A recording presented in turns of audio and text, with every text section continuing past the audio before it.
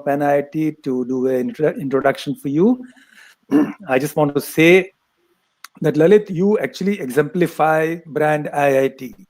I mean, who other than an IITian can find the best way to manage one's health? So kudos to you, even though you had a very successful career, setting up companies, selling them off, making a lot of money, I'm sure, and then getting the health under control through. And not only that, you are helping so many alumni. I think you have 7,000 people already gone through your program. So without much ado, I would now request Krishan Dhar, who is the president, who is the chairman of Penn IIT, to introduce you and get the proceeding started. So Krishan Dhar, please. Thank you, Shaman. Well, we only have an hour for this event, so I won't take too much time. I think Lalit Kapoor's introduction has already been, his CV has been circulated. I will take it as read. Lalit is a 1971 IIT Kanpur Chemical Engineering batch. And I am 1971 IIT Delhi Chemical Engineering batch. So I have many of the what do they call them these days? Comorbidities that Lalit has experienced. And so I'm really very interested in hearing what he has to say. So to give him the maximum time to speak, I am going to now hand over back to Shamendra. You can get the proceeding started. Thank you very much. And I welcome everybody. Thank you for joining this webinar. Right. So with this, I think we get started. Lalit, you can start with your talk and presentation. Yeah. So you can put the first slide. Will I be, Padmini, you are online? Yes, sir. I'm just starting this. All right. So I want to give a little background. On January 1st, 2013, exactly 8 years and 2 weeks ago, we had received two gifts from our daughters. One was a subscription to Netflix, and then second was a Apple TV device. I hear some disturbance. Padmini, can you mute everybody except Lalit? Yeah, can you hear me? Yeah. Now very clear. Yeah. Okay.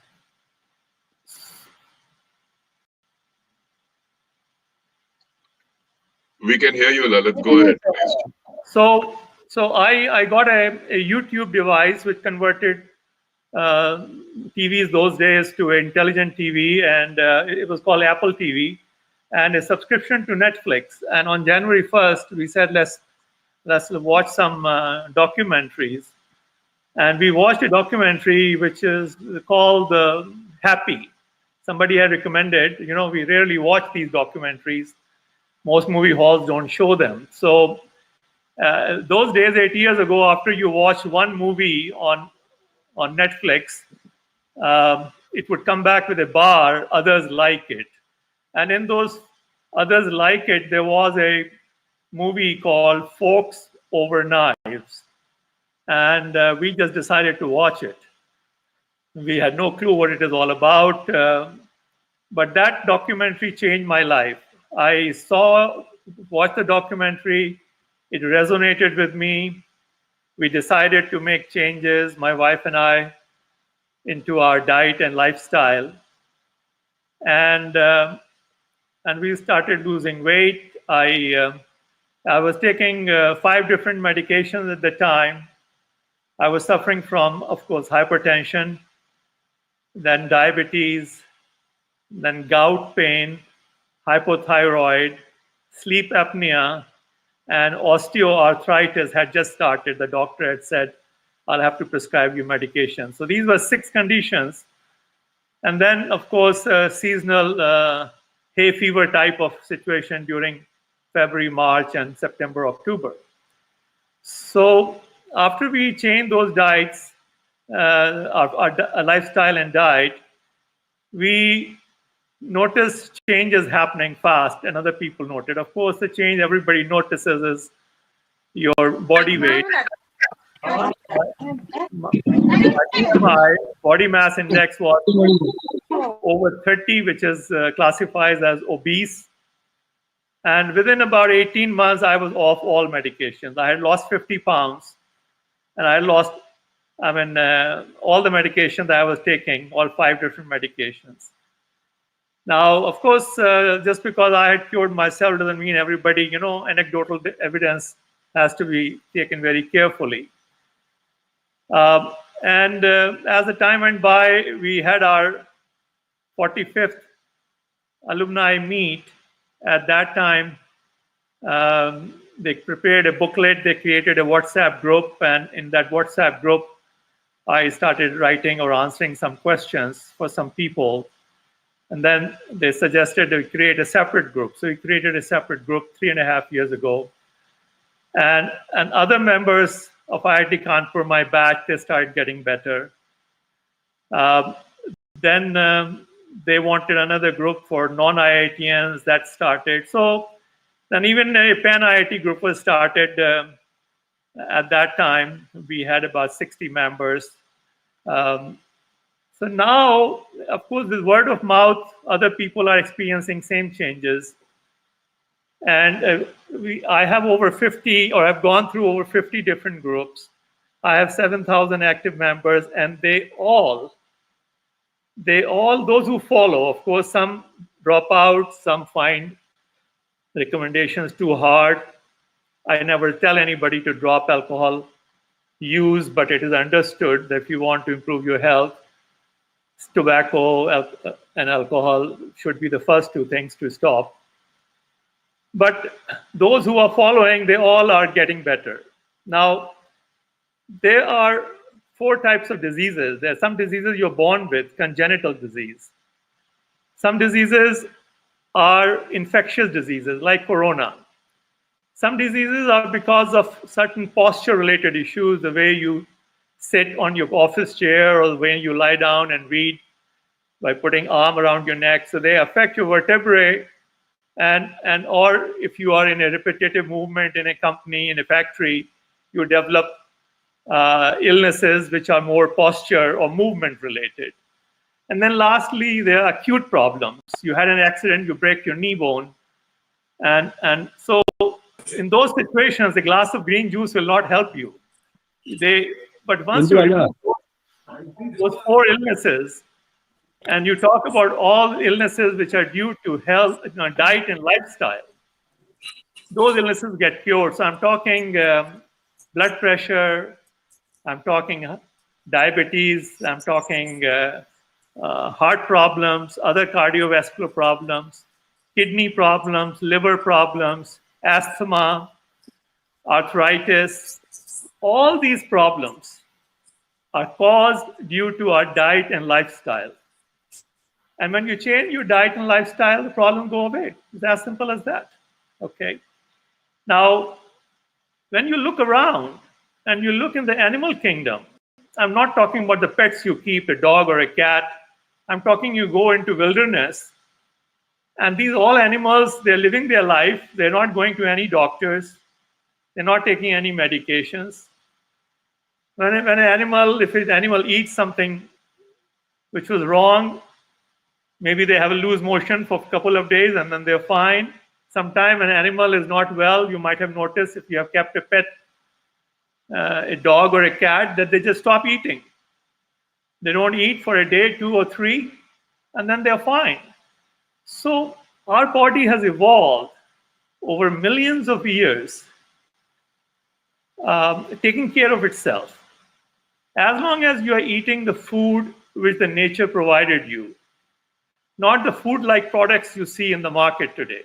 The food that nature intended, the food we ate for millions of years, and I'm not talking 10,000 years ago when we started keeping animals and we settled down. I'm talking million, 2, 3, 10 million years ago. We were jumping from one tree to another. We never came down to the ground. All we ate were fruits in the trees. Then we started coming down. As the trees spread apart, we came down, and we would quickly walk over to the next tree and then climb up again.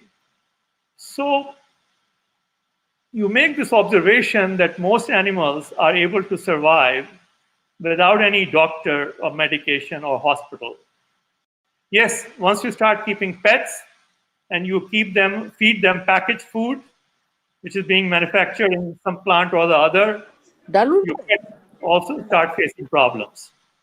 So when it comes to health, there are 5 factors. I call them the 5 pillars of health, which are very important. So we can go to the next slide. Okay, this is the overview of what we're going to discuss today. I talked about human evolution. We'll talk about 5 pillars of health. We'll talk about various myths we hold. And then discussion about what is the whole and what is refined food, different nutrients, green juicing, which I recommend strongly, detoxification, intermittent fasting, physical activity, and then dietary guidelines. Then if we have some time, we'll discuss politics of food and health, chronic diseases, and we might take 2 diseases, hypertension and diabetes. Okay, let's move to the next slide. So the 5 pillars of health are food, detoxification, physical activity, emotional support, and spiritual balance. Now, we will focus on first 2 only today. Food and detoxification together, which is essentially avoiding some foods and doing some fasting, account for 80% of your health. It's fairly well established. So other 3 factors, your physical activity, emotional support, spiritual balance, really account for the remaining 20%. But they're very important. So on food issue, let's move on to, there are certain myths we hold. Yeah, next slide, the myths.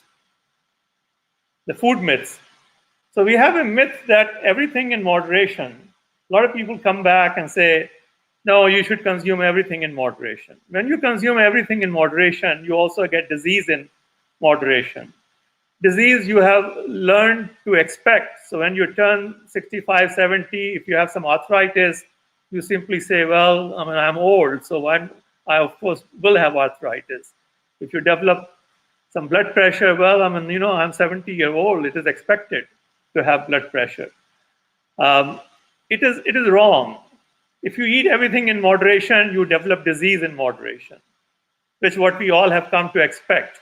I meet a lot of people, they say, oh, I just take a tiny pill every morning for blood pressure. It doesn't matter how tiny that pill is. That pill is hurting you. You develop, a lot of people develop hypertension around 49, 50.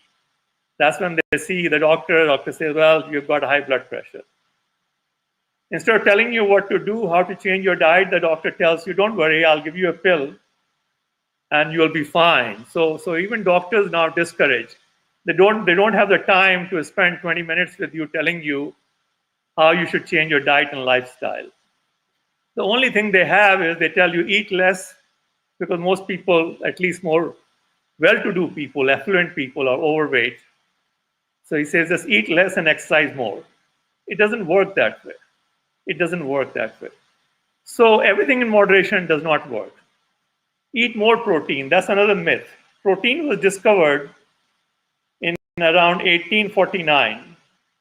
And at that time, they thought that it was the most important thing, because protein is needed to make the skin the outer layer of every cell. So the very word protein in Latin says that which is life, or most important thing. But it is a myth. And when a baby is born, a human child, the mother nurses the baby. From the date and time the baby is born to the first 3 months are most critical, and baby grows at the rate of 100%. A 7-8 pound baby becomes 15 pounds in 3 months time frame. So you would expect that being the fastest growth rate, the nature, or if you choose to call God, must have provided proper nutrition in mother's milk, because that's the only food child is getting. Now, mother's milk has only 5% protein, 5.5. And most people somehow feel that they need to eat more protein. The whole world, at least the civilized world, where there's no shortage of food, is over-consuming protein. There's not a single recorded case in the civilized world of protein deficiency. I'm not talking the parts of the world, Saharan desert or other parts where they're not getting enough food. Then they are, of course, not getting enough protein, they're not getting enough fat, they're not getting enough carbohydrate or anything for that matter. But those people who are getting enough food, they are all eating more protein than they need. And the problem with protein is your body can store fat very easily under your skin, in the layer of fat is there. Your body can store sugar to some extent, up to about 2,000 calories. Some sugar is stored in your liver in glycogen form, some is stored in your muscles. But body cannot store protein. So any extra protein that you eat has to be converted into fat. And the difference between protein and carbohydrates or fat is that protein has a nitrogen element. So that nitrogen element has to be removed, and that nitrogen element combines with hydrogen to become ammonia, NH3. Ammonia is very toxic, so it gets converted into uric acid. That uric acid is eliminated as urine, and you pee it out. So you are taxing your kidney unnecessarily because it's getting converted into fat anyway. You might have as well consumed the fat instead of going that elaborate process in your kidney and liver of converting that protein back to fat anyway. So the problem with the world is that we all are consuming too much protein. And US government had done a study, thorough study in 1947, and they came up with the guidelines. The minimum protein requirement is 5 to 6%. Now the bias for more protein was so heavy at that time, and this bias is established by the meat and dairy industry, because that's what they want you to eat. They want you to eat meat, fish, eggs, dairy, chicken, because that's how they define that you are getting your protein. That vegetables also have protein was only discovered at the turn of the century, around 1898. But nobody paid attention to it.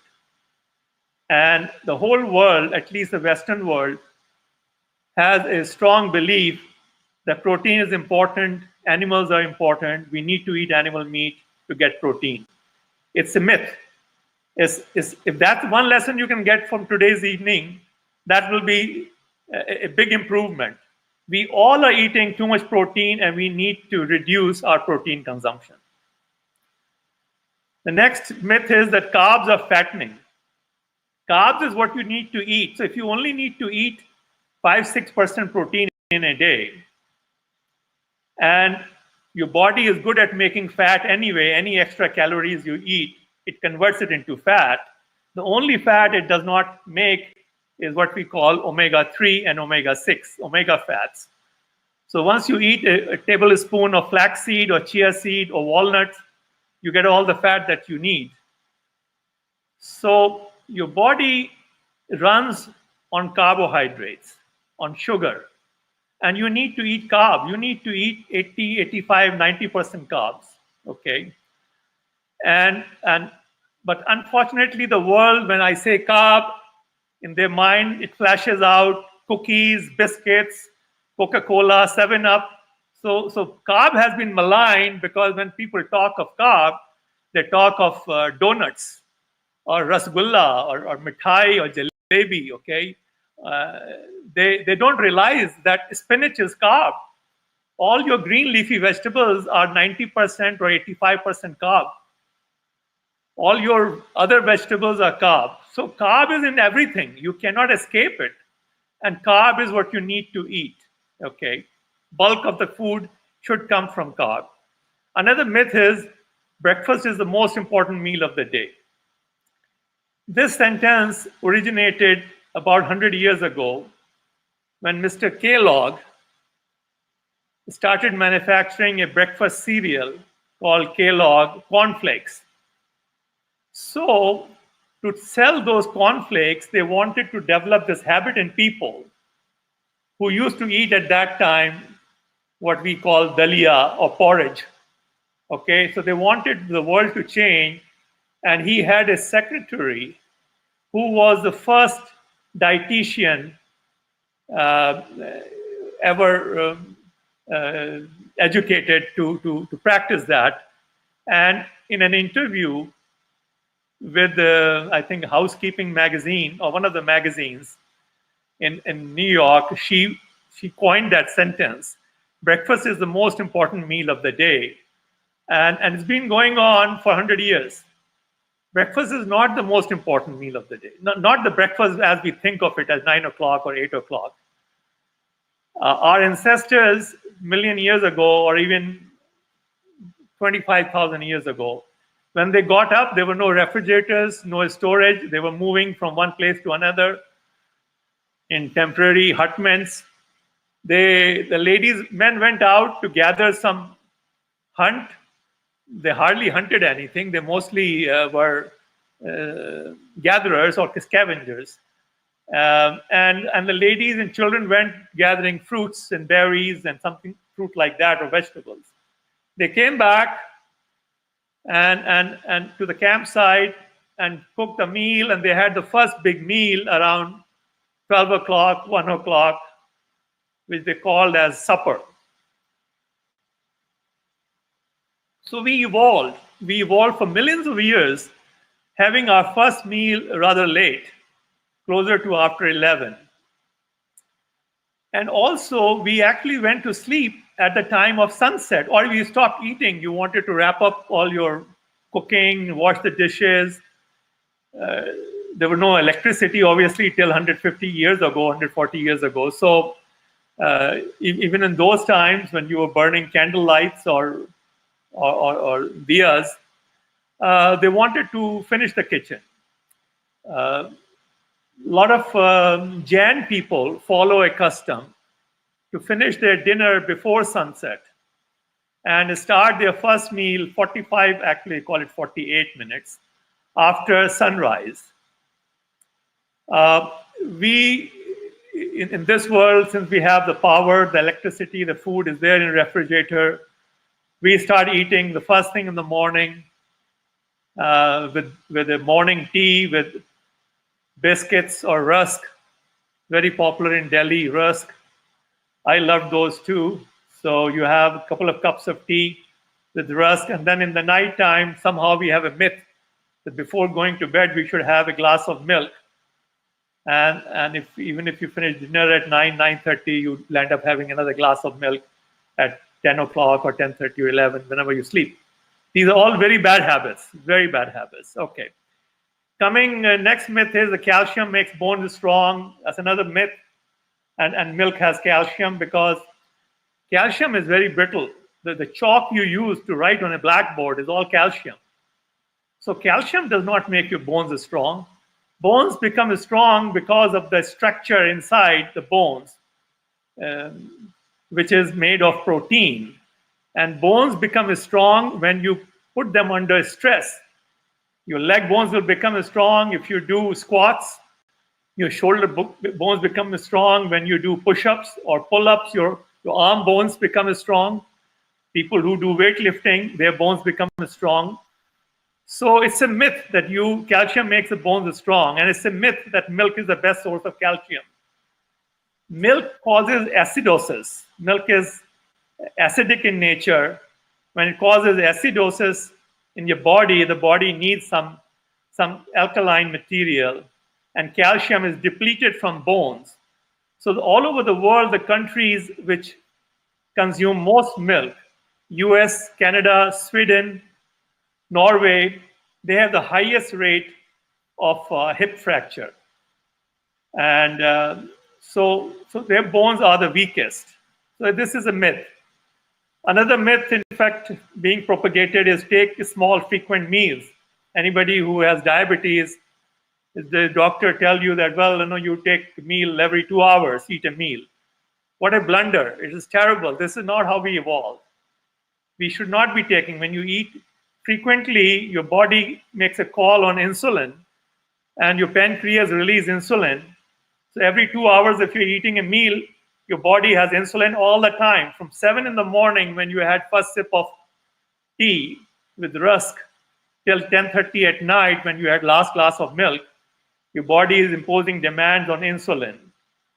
That's 15 hours.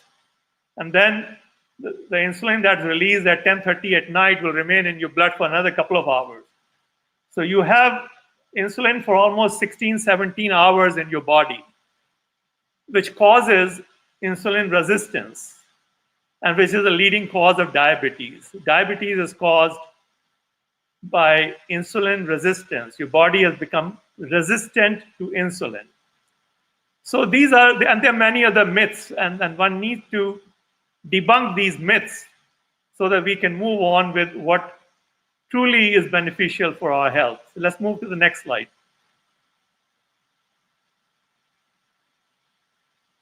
Okay, so here I have a lot of people in India take pride that I'm vegetarian. The assumption is if I'm vegetarian, I must be eating healthy. This is another myth. The mortality data shows that non-vegetarians, vegetarians, and vegans, all three have same mortality rate. Vegetarians don't live any longer, and even vegans don't live any longer. Okay. So here is a typical Indian vegetarian lifestyle. 7 o'clock in the morning, tea with milk, sugar, rusk, and biscuits. 9 o'clock breakfast, aloo paratha or idli, dosa, uttapam, poha, whatever. Some lassi or tea or coffee or lemonade, which will always have milk and sugar in it. Lunch, dal, sabji, raita, roti, whatever, dosa. And then maybe a sweet after that, which often, at least in North India, is made out of milk. Then there's the evening, a snack time, samosas, tea or sherbet, or some soft drink. Then those who are accustomed to drinking some alcohol will have some chips or namkeen with the alcohol, or some fried cashews, and matri or matti or things like that. And then they'll have dinner at 9:30. So whatever is for their dinner, some sabji and vegetable, raita, roti, and then some mithai. So when you count, and I added that up, your ghee or oil consumption is anywhere from 2 to 6 tablespoons. Your sugar consumption is from 10 to 30 teaspoons. Your calories from ghee and sugar are between 400 to 1,000. Or 20 to 50%. And calories from dairy that you're getting are about 10 to 20%. So when you add them together, anywhere from 1/3 to 3/4 of your calories are coming from these three items. Milk and milk products, dahi, cheese, whatever, paneer, oil, ghee, and sugar. Now, most of these calories are empty calories. Yeah, I mean, there's some nutrients in milk, but as we'll see later, they cause more harm than good. So more than half the people in India get half of their calories or more from these three food items. Now, just imagine if you could replace those 50% of calories from foods which are rich in nutrients, how much your health can improve. That's a very simple, fundamental thing I'm talking about. Let's move to the next slide. So when I'm talking about, we call it plant-based whole food. So plant-based, you all understand. What I'm saying is that there should not be any animal food. There should not be any meat, any fish, any chicken or eggs or milk, yogurt, cheese, charge, or anything. So having eliminated and understood that we are talking about plant-based food, but all plant-based food is not good. So what we are talking is whole food. So this slide shows you the difference between whole versus processed. Corn on the cob, the bhutta. Bhutta is whole food. Corn soup made with frozen corn or whatever, or fresh corn is whole food. Yes, so slightly processed, but corn meal is another material that is used often in America, in India also. But corn, we make makke ki roti, is your corn flour, and it is ground, dried makka, which is corn. They use corn starch to make things which is very finely ground, which is kind of like maida for wheat. Then they make popcorn. They heat corn with a little bit of oil in high temperature. So it is a lot more processed. Now, number 6, from 6 onwards, your food is becoming highly processed. Corn flakes are corn which have been processed in factories, and that's what Mr. Kellogg was selling. He started selling 100 years ago. Corn oil is highly processed. And the last, there is a sugar made out of corn. It is called high fructose corn syrup. And that is added to all soft drinks. All the Coke and Pepsi and Limca that you drink in India all have high fructose corn syrup. It is much cheaper than white sugar. In European countries don't allow it. But US, Canada, rest of the world, that's what they're adding. These days, 80% of the processed food in any grocery store will have high fructose corn syrup added in it. They call it by 2-3 different names. So what I'm saying is that you want to eat food which is less processed than food which is very highly processed. Avoid all food. So on this table, try to avoid everything beyond number 5. Okay, popcorn once a month is fine. But daily eating cornflakes, corn oil, or high fructose corn syrup, those 3 things are poison for you. Just totally eliminate them from your diet. The same way you can make tables out of wheat. In wheat, the wheat dalia or porridge is, of course, the healthiest way. Second, the healthiest way of eating wheat is what we call wheat grass, which is essentially sprouted wheat. You can grow sprouted wheat in your home. It takes about 4 or 5 days. You'll have fresh grass coming out of sprouted wheat. So they are the finest. Then wheat dalia is there, number 2. Then you have whole wheat flour is number 3. Then they have refined flour, which we call maida. That will be number 4 or 5. Then they have suji. Suji is a little bit more processed. And like that, they have some food which is highly processed. So in every grain, you can create from less processed food to highly processed and avoid all processed food. So in a nutshell, what we are saying is avoid all animal food and avoid all refined and processed food. So since I'm raving about it, one journalist gave it a name, and he calls it rave diet, R-A-V-E. It's easy to remember. You can always say Lalit was raving about it. R stands for no refined food. A stands for no animal food. V stands for no vegetable oil, because a lot of people don't understand when you say no refined food. They say, yeah, but oil should be okay. Well, oil is refined food. You can have peanuts, but not peanut oil. You can have cashew nuts. You can have till, or you can have mustard seeds, but avoid oil from these things. So that's just the rule of thumb. Okay, let's move on to the next item. Okay, so this is an example. It tells you the caloric density. Now, a lot of people in today's world, in America especially, but also in India, among the affluent people, weight is a problem. They all are overweight or obese. And it's simply because your body needs certain amount of food to give you a satisfaction that I am full. Now, if you fill your body with caloric dense food, you are overeating it. If you fill your body, and the most caloric dense food is ghee and oil, which is at the bottom of this chart. Oil, ghee, or lard and tallow, they are 4,000 calories per pound. Your green leafy vegetables, your cabbage, your spinach, sarson ka saag, your cucumber, salad, they all are about 100 calories to a pound. So if you ate only green leafy vegetables whole day, you will need to eat 20 pounds, almost 9 kilo every day. You will be like grazing like a cow grazes in the green fields. You will be eating like that.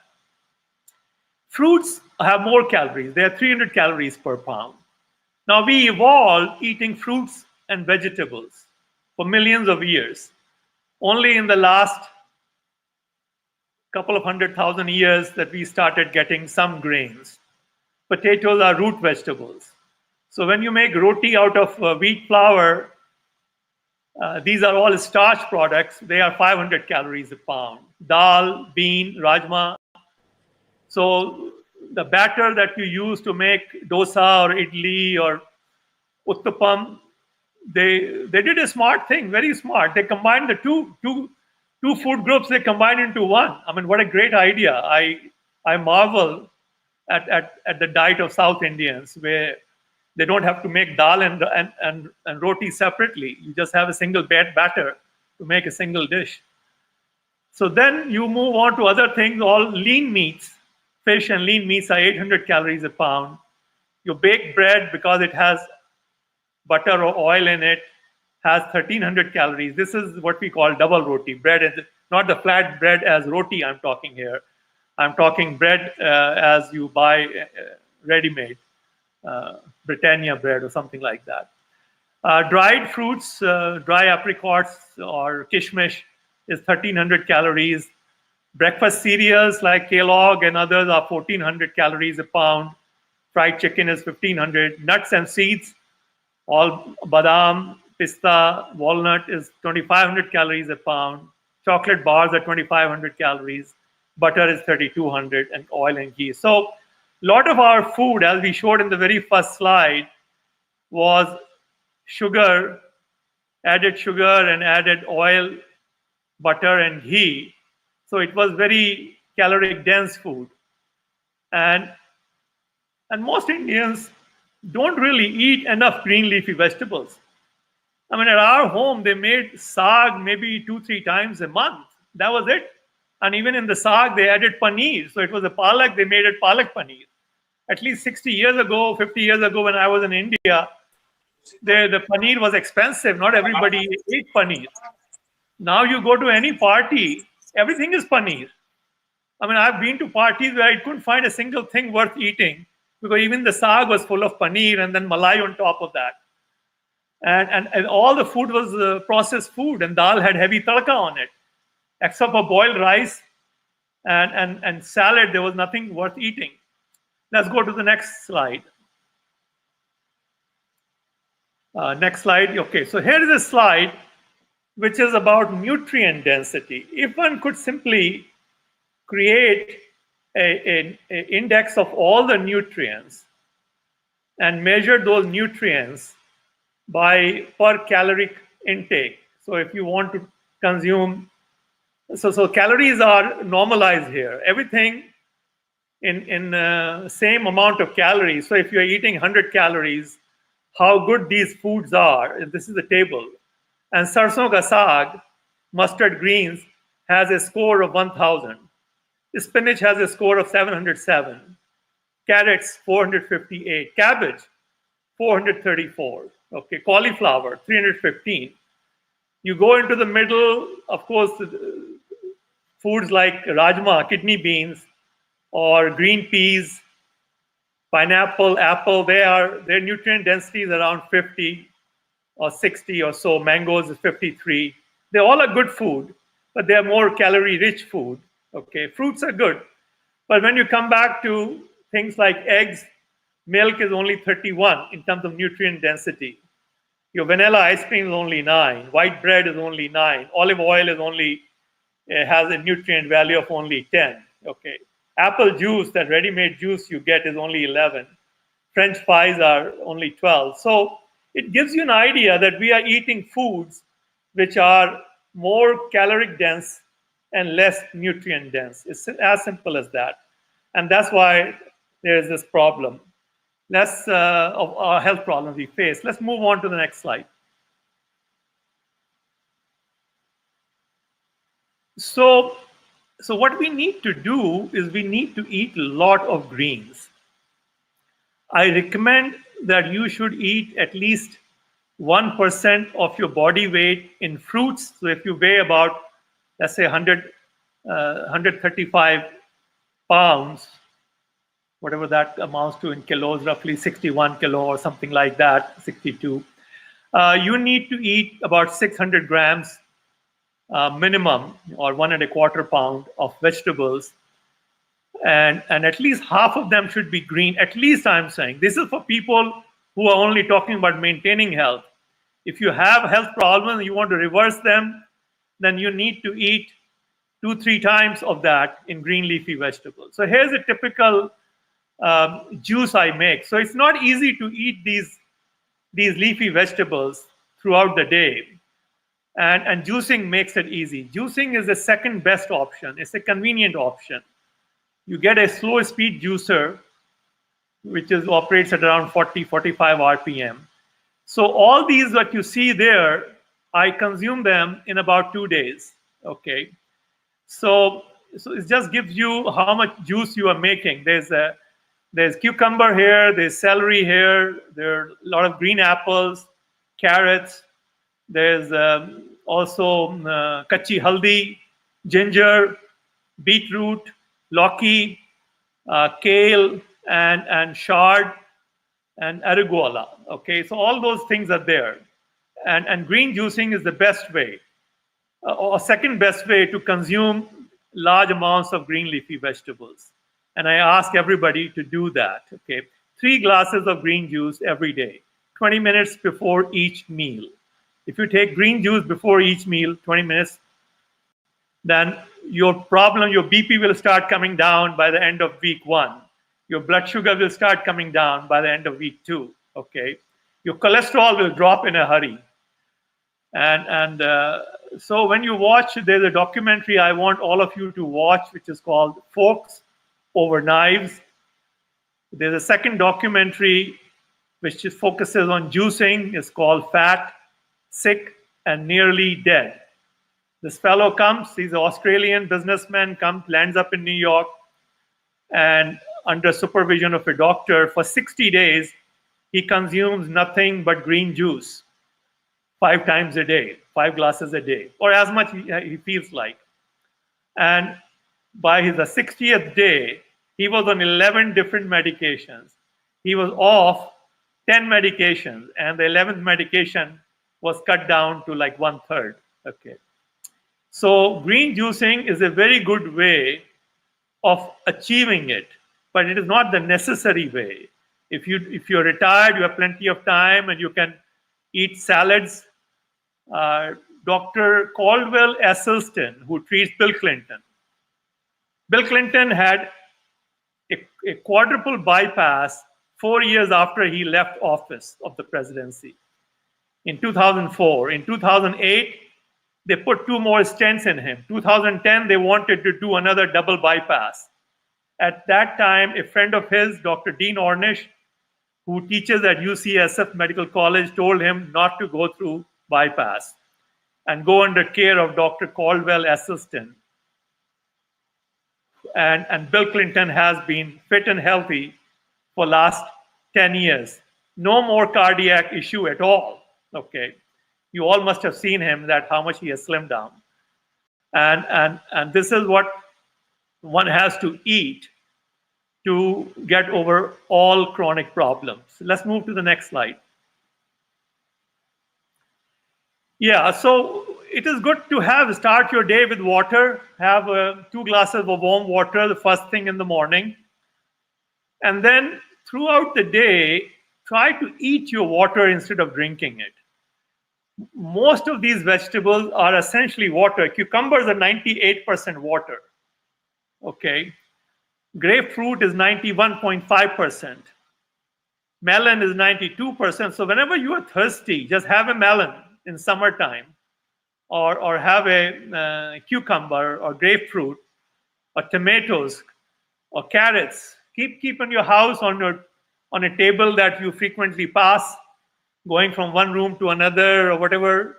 In the morning, cut fresh carrots, cucumbers, celery, and every time you pass that fight, pick up some, eat it. Make sure that by the evening it is finished.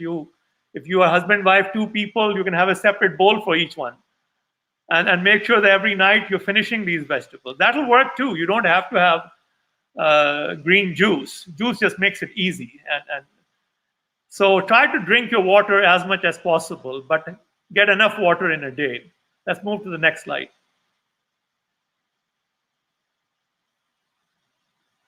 Okay, so not only what you eat is important, when you eat is also important.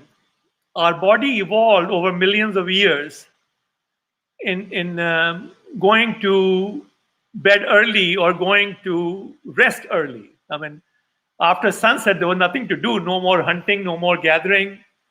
Maybe you gathered around the fireplace. Of course, fire only evolved in the recent memory. Before that, there was no fire. So you just covered yourself with whatever you had, animal skin, and you went to sleep at 6 o'clock, 7 o'clock, something like that.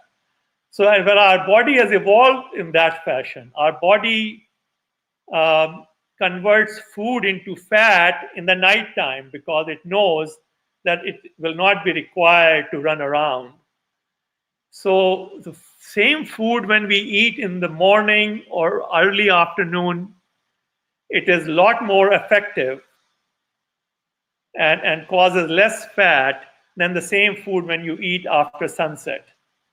So try to consume all your calories in the daytime. Now, 2016 Nobel Prize was given to Dr. Yoshinori, who demonstrated, now we had known for some time, and the research on rats had demonstrated that if we fast and if we eat in a narrow window, it is a lot healthier than if we eat over a stretched window. So what I recommend is that this concept is called intermittent fasting. After that Nobel Prize, it has become very popular. You might have even read about it in the Times of India, Hindustan Times, local magazines. In last 2-3 years, it has gained popularity. And it is popular among Jainis. Jainis call it Chauvihar. It is part of their religion. And what a bright idea, what a wise thought for them to have thought of it 300 years ago, 400 years ago. So for intermittent fasting, I recommend that you follow 16 to 8 schedule. Your eating window should be 8 hours. And then for 16 hours, you should not eat anything. You can drink water, or if you really need, you can drink black tea without milk and sugar, or black coffee, but that's about it. If you want, you can add a little lemon in your water in the morning, but for 16 hours, no caloric food consumption. So you can do it from 8 a.m. to 4 p.m. or 10 a.m. to 6 p.m., whatever works with your schedule. Now, if you are an overachiever, which many of the IITians were, you may want to do 18 to 6 schedule. In 18 to 6 schedule, you eat in 16 windows. I follow 12 to 6 schedule. We start with our glass of green juice at noon. And then after 20 minutes, we take fruits, about a pound of fruit per person. and then the meal. And then in the evening, we start our dinner at 5:30 and wrap it up by 6 o'clock. And then there's no more food consumption between 6 p.m. till noon next day. Now, it may take you, some people are able to jump into 16/8 schedule easily. Some find it very hard. They feel hungry. So I recommend that you reduce your eating window by 1 hour each week. So currently you are having your last meal at 9:30, you wrap it up by 10 o'clock.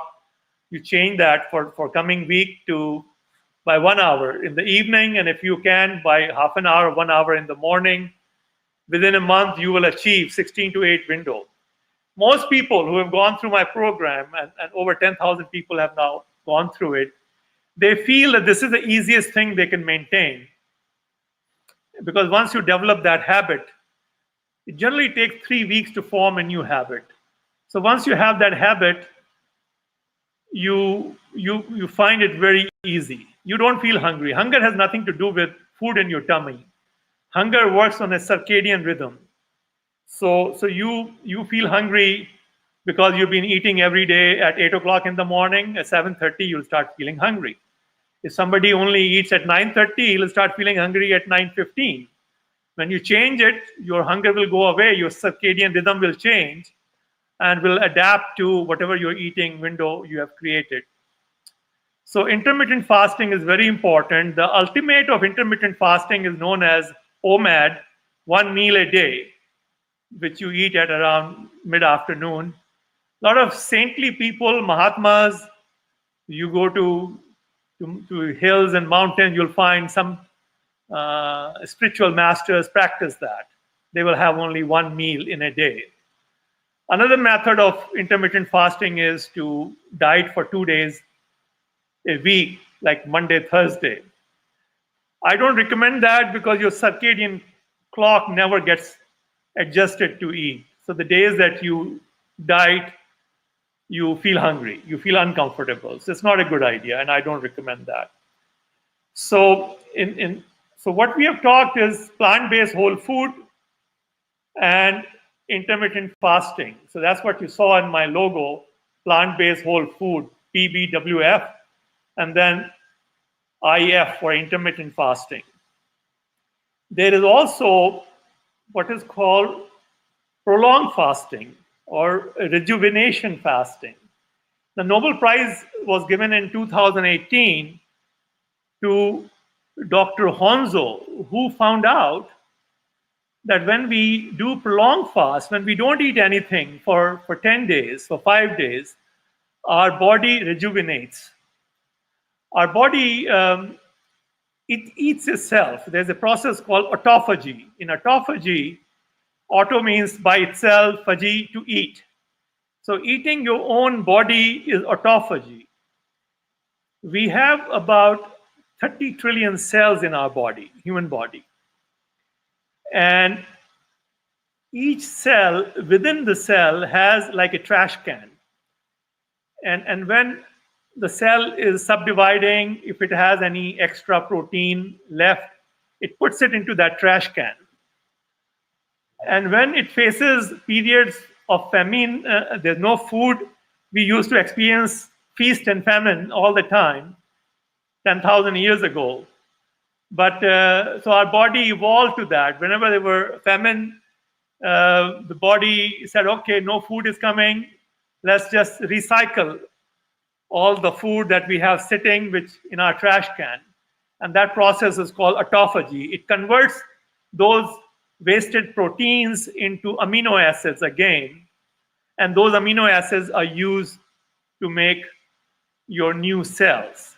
And that process is autophagy. So long-term fasting is very good for rejuvenation, for curing any diseases which cannot be cured by just diet alone. So the fasting is the treatment of last resort. And I recommend people try to do a 24-hour fast at least once every 2 weeks. In fact, it is called Ekadashi fast. It is done on the 11th day of the moon in our Hindu custom. But you don't have to do it on Ekadashi. You can pick any Monday. and say I'm going to do on the 15th and 1st of the month I'll do. That may make it easy, or first and third Monday of the month I'll do it.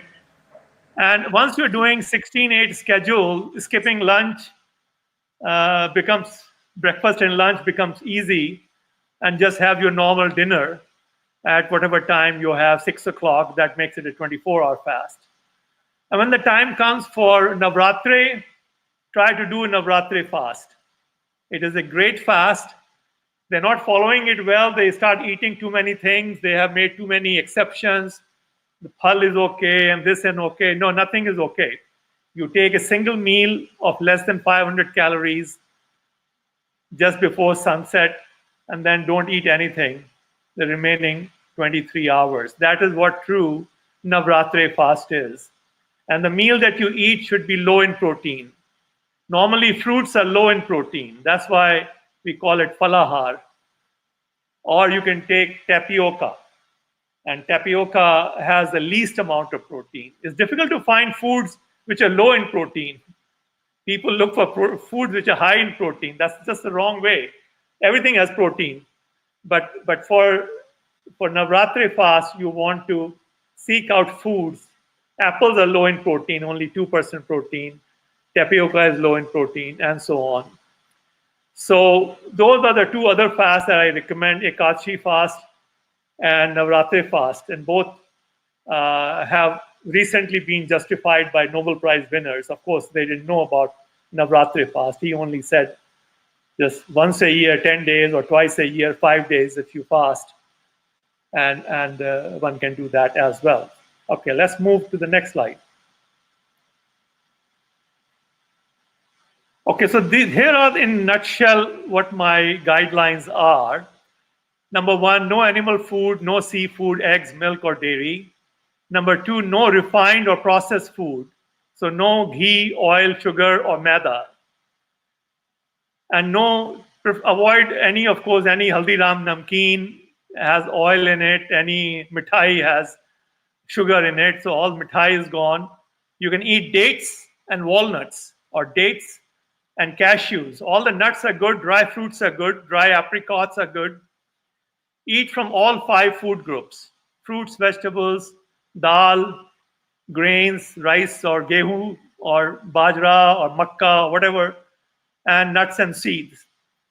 And eat herbs and spices. They're very good. They have high antioxidants. Then eat 1% of your body weight in fruits and berries, and another 1% in vegetables. Half of it should be green leafy, preferably more and much more, at least if you're trying to reverse a disease. You need to make sure that you're getting something for omega-3. That's the fat your body cannot make. So eat 1 tablespoon of flaxseed or chia seed and 5 walnuts every day, minimum. Take vitamin B12 supplement. Vitamin B12 is not available in plant-based food. It used to come in the water, which we used to pull from underground, or it came from soil when we did agriculture with our hands and feet, or when we walked bare feet. Vitamin B12 comes from soil. Now that we chlorinate all our municipal water, we don't get any vitamin B12, so you have to take a supplement. Get a supplement tablet either daily or once a week. And you don't need any other supplements, no supplements. Try to get some sunshine for vitamin D3, because D3 also is not available in food. A little bit in mushrooms, that's about it. So try to get 25 minutes of sun every day. And get it checked. If you are deficient, you may want to take vitamin D3 supplement for a few months till you can catch up. Drink half a liter warm water, and rest of the day try to eat your water as much as possible. Practice 16-8 intermittent fasting. Do therapeutic fast every 2 weeks and once a year for 9 to 10 days. Okay, I did not cover activity, which is the third pillar. Stay active, walk 5 minutes for every waking hour, or 10,000 steps each day. You can split that into 2 sessions, 1 in the morning, 1 in the evening. If it doesn't work, you want to do it in a single session, that's also okay. Try to do a little bit of cardio as well, and some stress exercises. Just freehand is fine. Push-ups or sit-ups or squats, pull-ups, things like that. Love your family and friends unconditionally. Stay connected with them and pray regularly. And have a positive attitude, full of gratitude. Who you pray is not important. That you pray is. So that's the guidelines. It's really very simple. There are no other restrictions.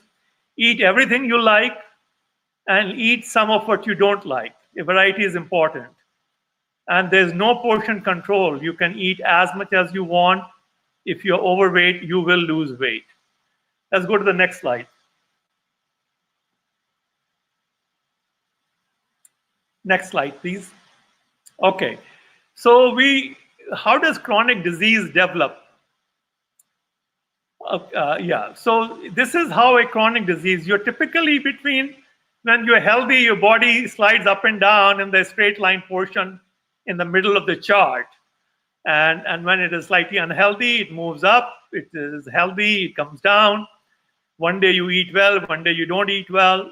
So everything is in control. Your body knows how to compensate for your some diversions. So one day on your child's birthday or grandchild's birthday, you ate a piece of cake, fine. I mean, next day you had sarson ka saag and makke ki roti, and it made up for it.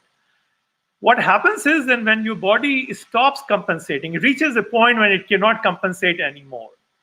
So a child who is weaned off mother's milk at the age of 1.5 or 2 has perfectly healthy blood vessels. They're totally clean.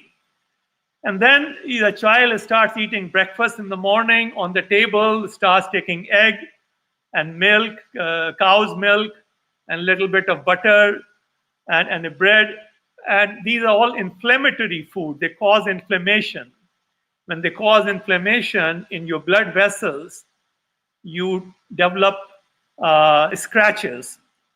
And cholesterol comes and patches it up. Cholesterol is like a marham, ointment. When you hurt your knee, you fall, you apply some ointment that protects your knee. Similarly, in your blood vessels, they get scratched or you are eating inflammatory food, the cholesterol acts as an ointment and it patches it up. And as there are more and more patches, your effective opening of the blood vessel goes down and your blood pressure goes up. So body realizes that I need to pump same amount of blood. The diameter has gone down, so I have to increase the pressure to achieve the same goal. And that's why your blood pressure begins to rise from a two-year-old child to till you turn, let's say, 18-year-old grown up. Your pressure is now around 115 over 75. A child may have a pressure of 55 over 35, okay? So the pressure builds up continuously. And so let's go to, similarly, the same thing happens with your diabetes, because once you start eating throughout the day, diabetes, to explain the insulin sensitivity, is a little bit like alcohol sensitivity. First time, if you recall, if you had some alcohol, let's say you were 19, 20-year-old, and with your older friends, they said, hey, come on, have a drink, and you had the first drink. I remember my first drink, I was 23-year-old, and by the time drink finished, and the host said that dinner is served, I said, let me go to the bathroom, and I realized I could not walk. I said, Lalit, what have you done? That was a single drink, okay? Now, most of these people, after 4 years, will have 4 Patiala peg and say, no, I can drive, I'm all right. Because your body has become insensitive to alcohol, okay? Developing insensitivity is same thing as developing resistance. You develop insensitivity by 2 factors. One, you start consuming more and more for same level of feeling tipsy, because that's when you enjoy most. So you say instead of 1, I need 2 drinks, now 3 drinks, 4 drinks.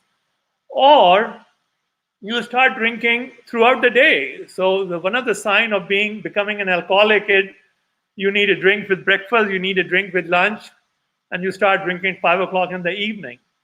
The same thing is true for food.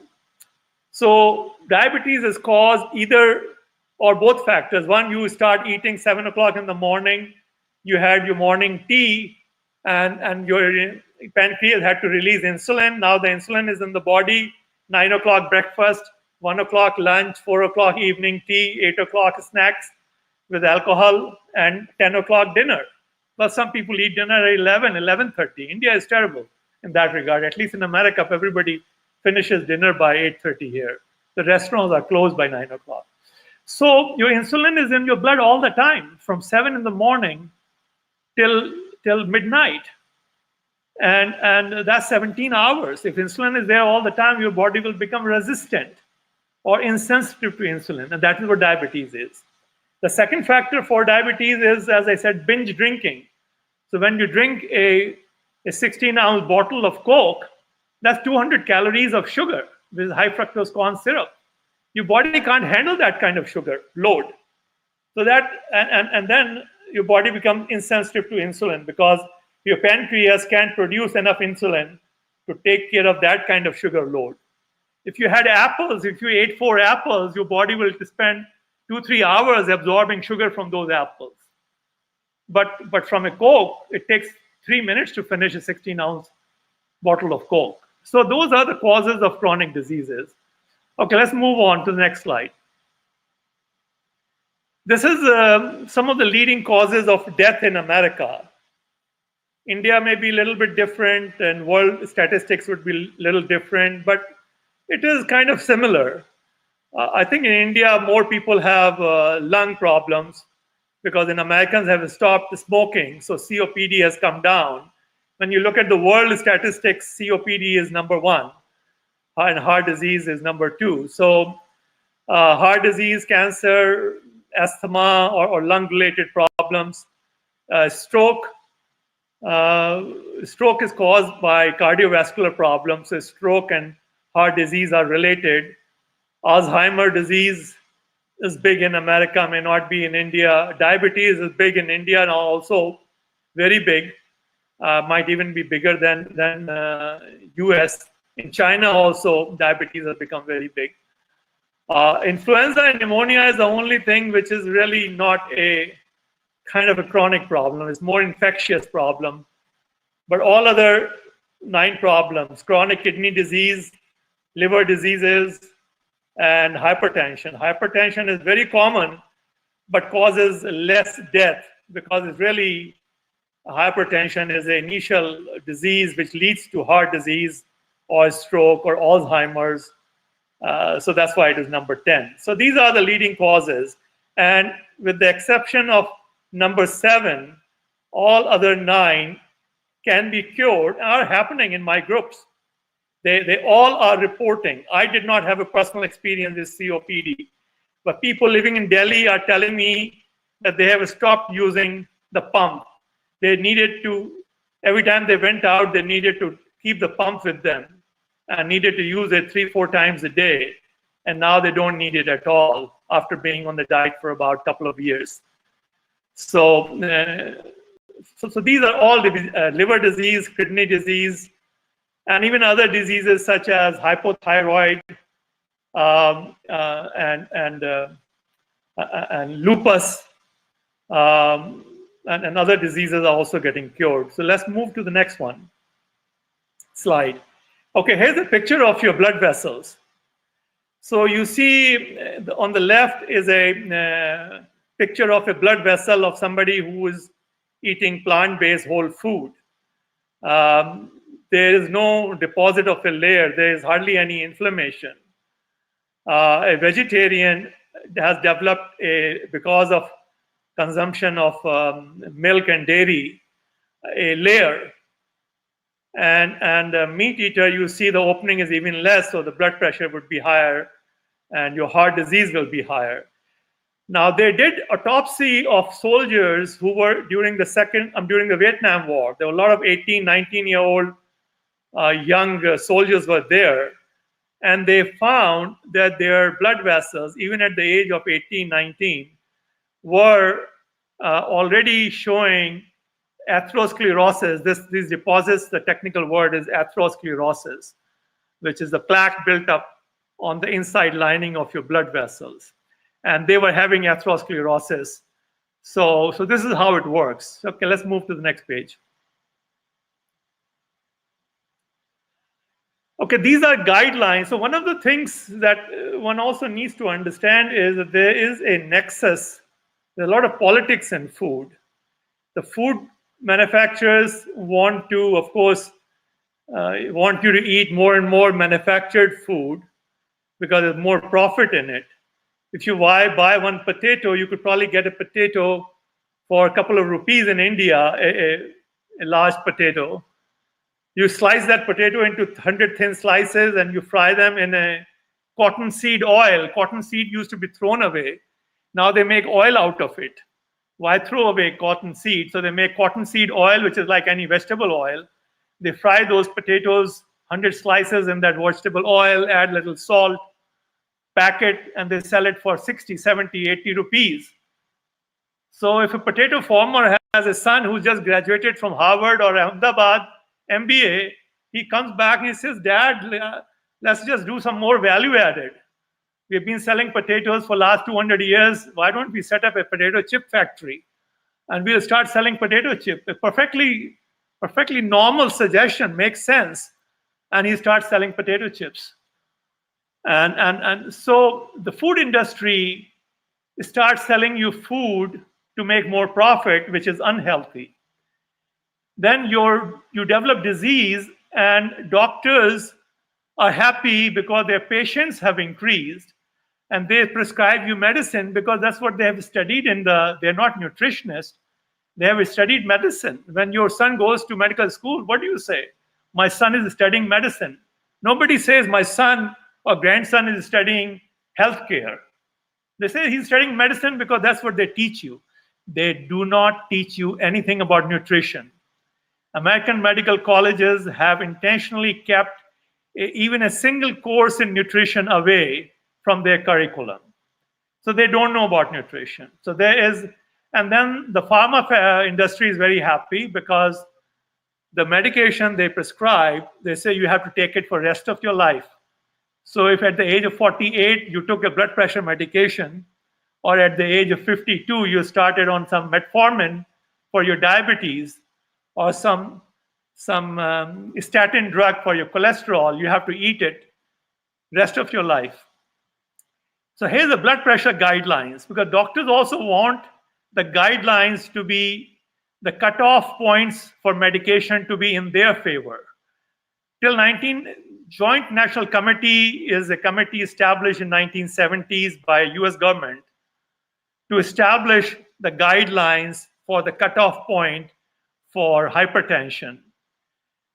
In 1997, the sixth committee, so they had been meeting since 1970s.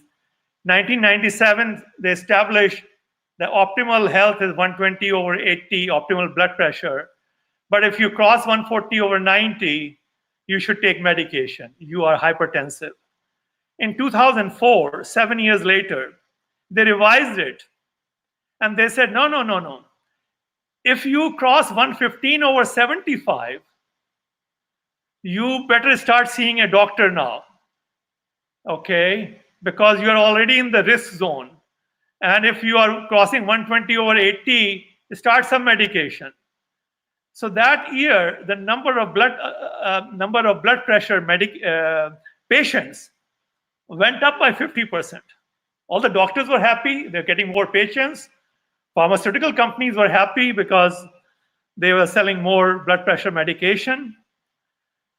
Then in 2014, some more, for about last 10 years, a lot of people have been thinking or seriously about where the industry has been heading, and they're having second thoughts.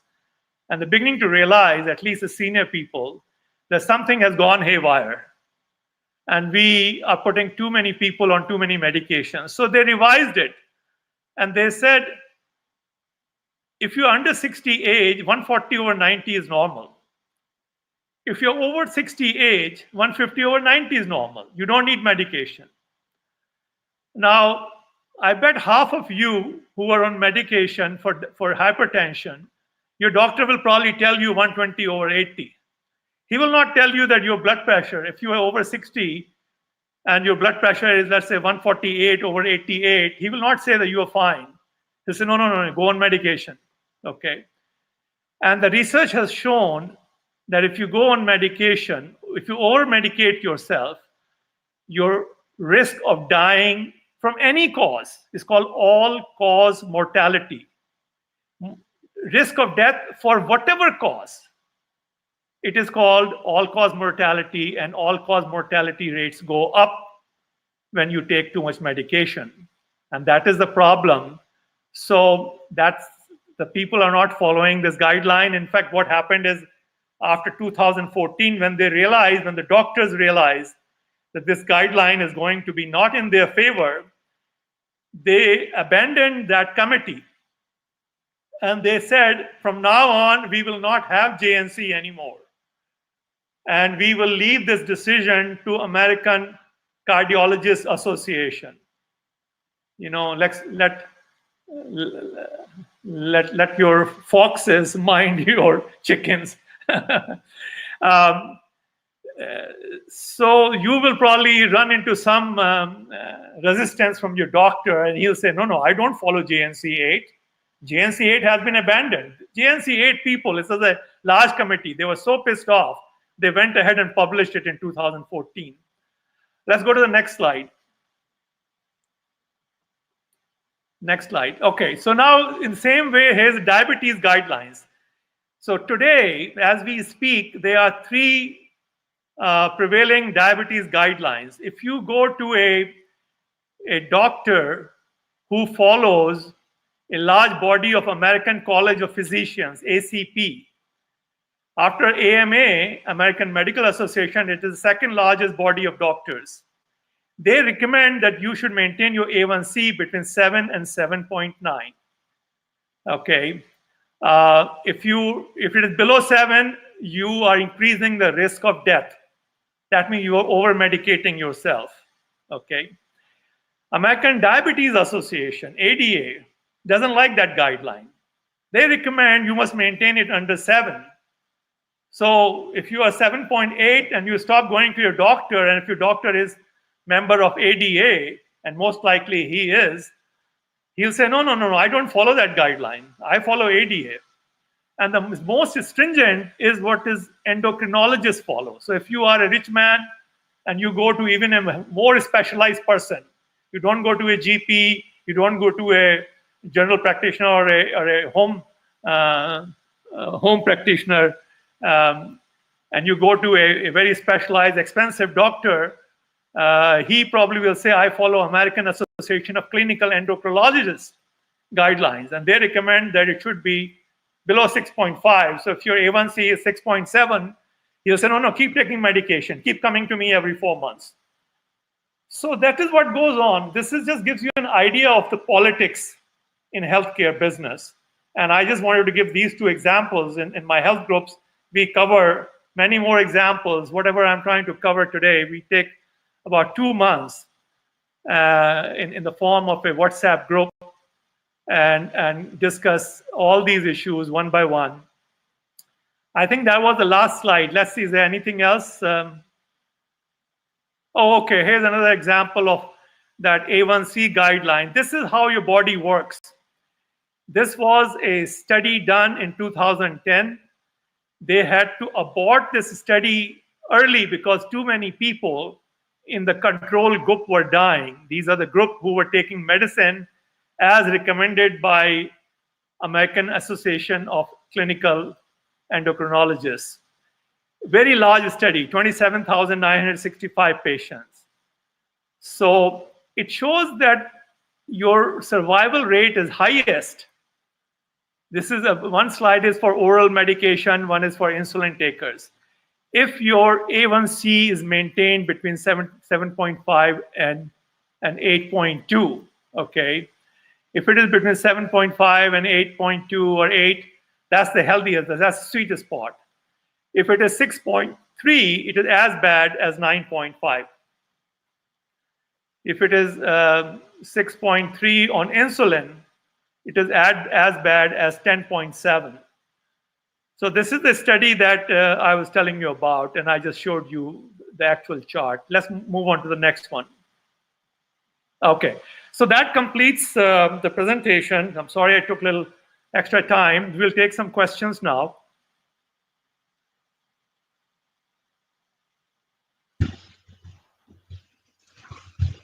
Yeah, so thank you, Lalit, for a very, very exciting presentation. I think you have made everybody's concept about food totally topsy-turvy. So people must be in a state of shock. So let's see how many of them are ready to ask you a question, because I mean, it's just too much of a topsy-turvy of their own value system of what they've been taught. But thank you very much for doing this. Okay, guys. So if there are some questions, it's time to ask now. Please go ahead. You can open your video and ask directly, or if you're comfortable sending on a chat box, you can do that. Either way, you can ask a question. Padmani, there were some questions which you already have in, collected from other people. So, Yes.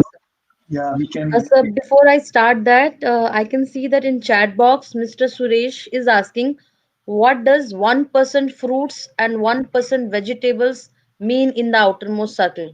It's 1% of your body weight. So if you weigh about 60 kilo, that's 600 grams of fruits per day, and 600 grams of total vegetables, half of which 300 grams in green leafy vegetables and other half in other vegetables. Okay. So if you weigh 200 pounds, then 2 pounds each. Right. So I have some questions from some people who have sent. So one is asking, isn't olive oil healthy? Yeah, that's a frequently asked question. The thing is, there's a difference between something being healthy or something being less harmful. So if you were cooking a food or you were eating, let us say, a peanut oil or sunflower oil, and you replace that with olive oil, you have made a healthier decision. But it doesn't mean olive oil is healthy. Olives are healthy, but olive oil is unhealthy. All oils are unhealthy. And similarly, we sometimes people think that red wine is healthy. It is not. Red wine is just less harmful than a scotch. Okay? So if you are under the gun, you have been hijacked, and the people have a gun to you and say, you must drink either a scotch or red wine. Yeah, take the red wine. It's less harmful. And the same way, the question gets often asked, is jaggery healthy? No, jaggery is not healthy. Jaggery is less harmful than white sugar. Honey is not healthy. Honey is less harmful than white sugar. So if you don't eat jaggery, don't start eating it from tomorrow thinking, oh, somebody told me jaggery is healthy. Yeah, if you have been eating sugar in your tea and you can't have tea without sugar, and you want to phase it out slowly, replace it with jaggery first, and then you can replace it with what is called date sugar. Date sugar is nothing but pulverized fruit, and that is healthy. So that's the difference between healthy and something less unhealthy. Okay, good. So between Padmani and Utkarsh, you can both start taking some questions from the chat box. So Yes, that, sir. please. Sir, Mr. Seemant is asking, are oats healthy? Can we have oats with some milk? Oats are healthy. Now, I just want to tell you that separate discussion is not necessary. Anything which is plant-based. So just ask your question, is it plant-based? And then the second question, is it in the whole form? So there's something called steel-cut oat. So whole oats are good, all dals are good, rice is good, wheat is good, millet is good, bajra is good. They all are good. and stop worrying about that somebody says millet is better as wheat, and somebody said no, oat is better. When you start eating the food that I'm talking, those minuscule differences, the 19-20 ka farak becomes irrelevant. I'm talking about improving your health from wherever it is today. Let's say it is that human beings are supposed to live 125 years, okay? That is a theoretical age. Some scientists have evolved that. In the blue zones of the world, the 5 blue zones, where people live to be 105, 110, 115, many people live, okay? So that's the life expectations you should have. And so I'm talking about right now increasing your expectation in India, at least till 30, 40 years ago, they used to think that if you lived 75, you lived a long life. I mean, now we all realize, gee, 75 is nothing. You talk to somebody who is 74-year-old and say, hey, how would you feel about dying next year? I mean, a lot of people tell me, oh, my grandfather had desi ghee and bajre ki roti every day and he lived to be 89. 89 is not a long age. You go to Okinawa, you go to other places, the blue zones. I mean, 89 is considered young. People are 100, 105-year-old, and they're working in the field. So I'm talking about increasing right now your health on a scale of 1 to 100 from 55% to a level of 85% or 90%. Now, is it going to be, is oatmeal? Yes, oatmeal is little better than wheat, than all other grains for that matter, okay? But I will say, eat what you like. If you don't like oatmeal, don't eat it. I give people a recipe of oatmeal, which can be made very easily without oil. And don't put it in regular milk. Milk is bad, so you make your milk out of, in fact, they make milk out of oatmeal. It's a great milk. You can make it at home. Just put it in the blender with broken oat. The milk is ready. You can make almond milk. You can make soya milk, coconut milk. All those milk are very healthy. And have oatmeal every day for breakfast or lunch or dinner with any of the nut milks. Okay, good. I think we'll have 3 more questions. I think we exceeded our time, but I think let's. So we had actually a very huge list of questions. Wow. So yeah. So okay. So let's start taking that. So one very popular myth people have in India is ghee is good, and there are some very high-profile dietitians like Rujita Devekar. She's advising a lot of celebrities and all that. She says it's good to have ghee. So the thing is, I'll tell you, ghee is not good, but unfortunately, we have become accustomed to taking ghee, but eating coconut is. Some people also say that coconut oil is good. Some people also say. So now let me tell you what is the least harmful, because one needs, at least in India, they feel lost how to cook anything.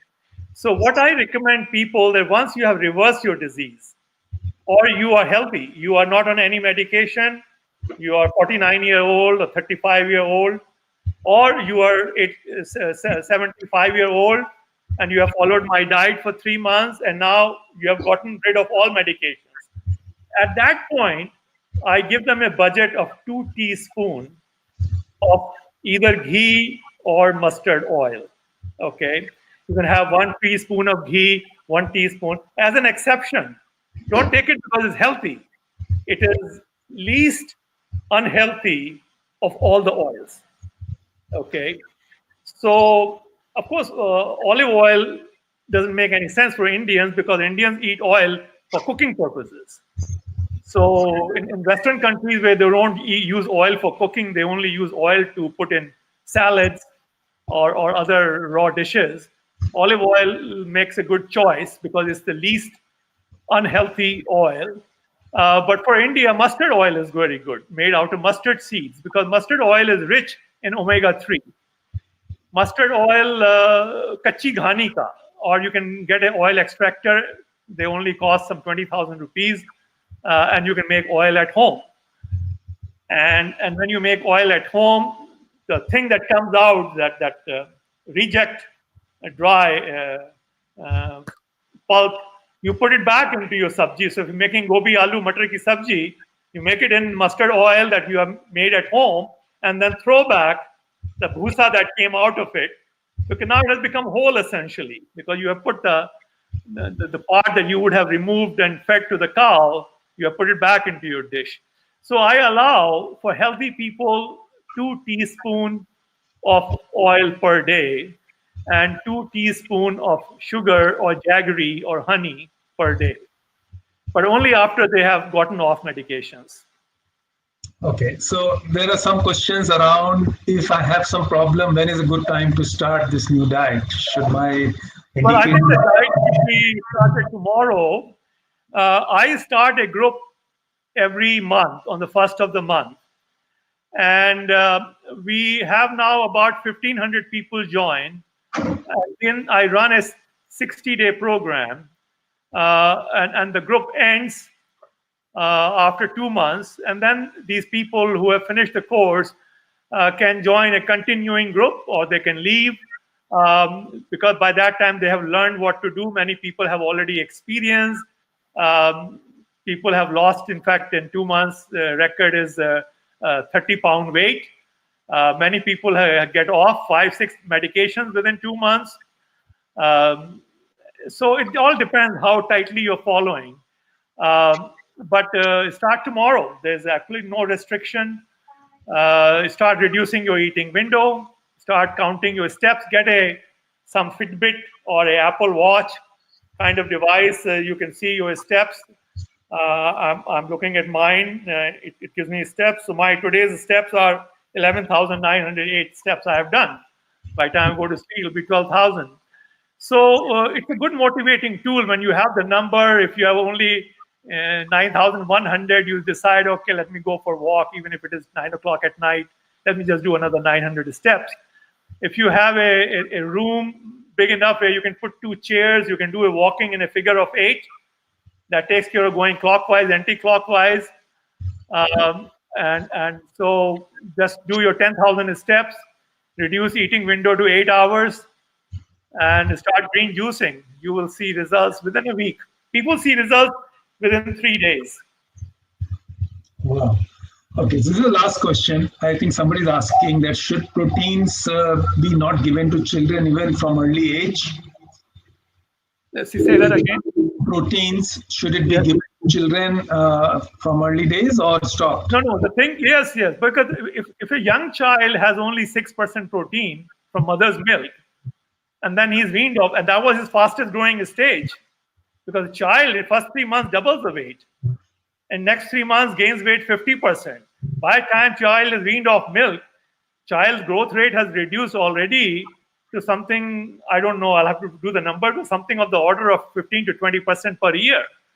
So if you didn't need protein, so you don't need more protein, because you start developing your insulin resistance and other problems, kidney problems. These all problems take 30, 40 years to develop. So no, in fact, child should take green juice. There's more protein in spinach. People don't realize there's 30% protein in spinach. There's watermelon that you eat has 7% protein, which is more than in the mother's milk. It is very difficult to find food with no protein. Tapioca seed is the only thing, an apple. Everything you pick up, you will find, even lettuce, which we consider useless vegetable, or cabbage. Lettuce has 19% protein. Okay, so it's a misunderstanding. Okay, so I think thank you very much. I think this was the last question. So with your permission, I think we would like to wind down the session. So Sir, I have sorry, sir. Sir, I have shared the WhatsApp chat link in the group. Whoever wants to know further and talk to sir, they can talk to sir. Very good, excellent. So, yeah, that link is for the February 1 group. So I have created a group. I called it Pan IIT Health. If you have transferred the link in some kind of email form or something, They can just click on it. They'll become member of the group. Our discussion will start on 1st of February. I have a Facebook group, and that group is called February 21. Make My Health. Feb 21, Make My Health. And so you can go to Facebook and search that and join that. Either way. Okay. I think we'll share all that to all those participants who have come here. So let me say something in conclusion. So thank you very much, Lalit. I think you have brought such good insights about healthy eating and the myths about food and the kind of politics which has driven all this for such a long time. And also the fact that people who are supposed to cure are in the business of perpetuating their own profitability or profession, which is quite revealing. And I do not know why nobody before you really brought in such a concise and crisp manner.